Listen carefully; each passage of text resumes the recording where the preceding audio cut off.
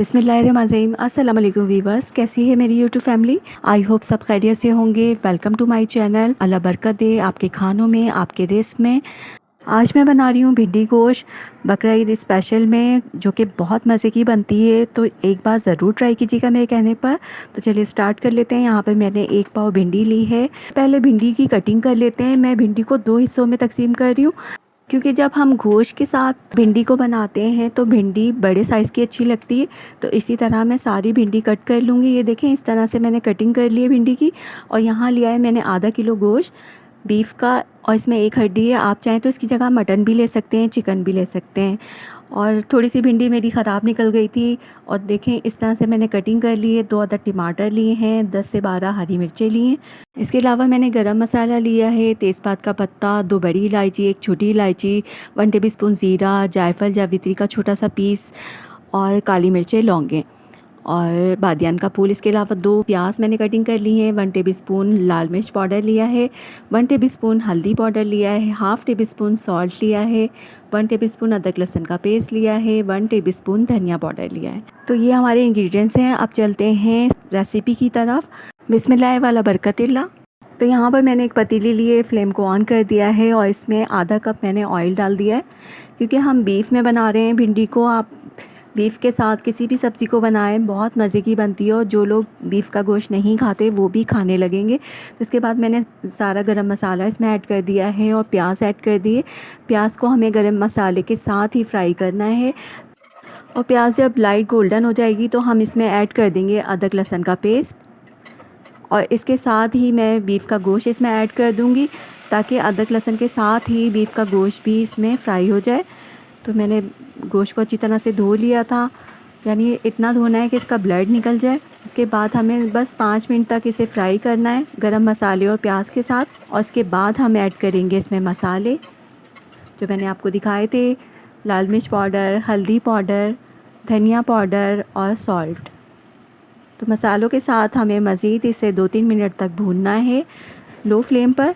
अभी मैंने फ्लेम को मीडियम नहीं किया है, ना ही हाई किया है। तो लो फ्लेम पर ही इसे भूनिएगा। और उसके बाद इसमें डाल देंगे 2 अदद टमाटर के साथ हम इसे भूनेंगे थोड़ा सा। और उसके बाद इसमें ऐड कर देंगे पानी। तो पानी आपको इतना डालना है कि गोश्त इसी में गल जाए। जब भी आप बीफ का गोश्त बनाएं ना, तो उसमें एक साथ पानी डाल दिया करें। मैं यहाँ पर 3 गिलास पानी ऐड कर रही हूँ। इसका फ़ायदा ये होता है कि उसी में गोश्त गल जाता है, आपको दोबारा पानी ऐड करने की ज़रूरत नहीं पड़ती। तो मैं यहाँ लो टू मीडियम फ्लेम पर पकने के लिए रख रही हूँ गोश्त को कवर करके। देखें, इस तरह से मिक्स करके और मैं इसे कवर कर दूँगी। और मैंने इसे रख दिया था और फिर 20 मिनट के बाद मैंने इसे देखा था तो पानी भी खुश्क हो गया था। और एक बार बीच में भी मैंने इसे चेक कर लिया था और गोश्त भी अच्छी तरह से देखें गल गया है। तो अब इस पॉइंट पर हम फ्लेम को लो कर देंगे और उसके बाद इसमें ऐड कर देंगे भिंडी। और यहाँ पर मैंने हरी मिर्चें भी इसमें ऐड कर दी हैं। और इसके साथ हम इसे मीडियम फ्लेम पर रख देंगे मिक्स करके मज़ीद 10 मिनट के लिए। तो इसको लो फ्लेम पर नहीं रखना है, वरना भिंडी जो है बिल्कुल घुट जाएंगी। तो मैंने यहाँ मीडियम फ्लेम पर रख दिया था। और 10 मिनट के बाद देखें, भिंडी जो है अच्छी तरह से इसमें गल गई हैं। मसाला भी भुन गया था पहले ही, और भिंडी जो है देखें गल गई हैं बिल्कुल अच्छी तरह से। हमारा भिंडी गोश्त बिल्कुल रेडी हो गया है।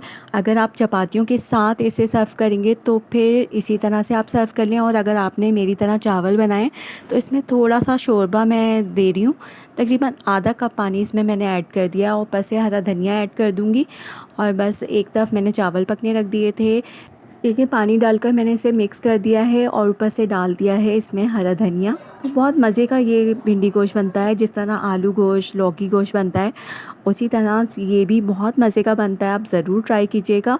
जिन लोगों के घुटनों में दर्द रहता है, हड्डियों में दर्द रहता है, उन्हें भिंडियाँ ज़रूर खानी चाहिए, चाहे वो गोश्त के साथ खाएँ या ऐसी बनाकर खाएँ। तो भिंडी और अरवी का इस्तेमाल ज़्यादा रखें। देखिए, इस तरह से मैंने इसे दम लगा दिया था बस 5 मिनट के लिए। और उसके बाद 5 मिनट के बाद मैंने इसे डिश आउट कर लिया था। बहुत मज़े की खुशबू आ रही थी और देखें घर के मसालों से ही हमने बनाया है और ये मज़ेदार सा भिंडी गोश्त हमारा तैयार है। उम्मीद है आपको ये रेसिपी अच्छी लगी होगी। अच्छी लगे तो एक लाइक ज़रूर कीजिएगा। लाइक करना भूल जाते हैं आप लोग। और जिन लोगों ने मेरे चैनल को सब्सक्राइब किया है, thank you so much all of you. इसी तरह से मुझे सपोर्ट करते रहिए। एक दूसरे के साथ से ही हम आगे बढ़ सकते हैं। और जो लोग मेरे चैनल पे न्यू हैं तो प्लीज़ जल्दी से लाइक और कमेंट कर दीजिए, और ताकि मुझे पता चले कि आपने मेरी वीडियो देखी है। बस बहुत से लोग देखकर रहने देते हैं, छोड़ देते हैं, ऐसे ही एक कमेंट नहीं करते। कमेंट करने से ये होता है कि हमारी हौसला अफजाई होती है और फिर इसी तरह से हम अच्छी अच्छी रेसिपीज़ आपसे शेयर कर सकेंगे।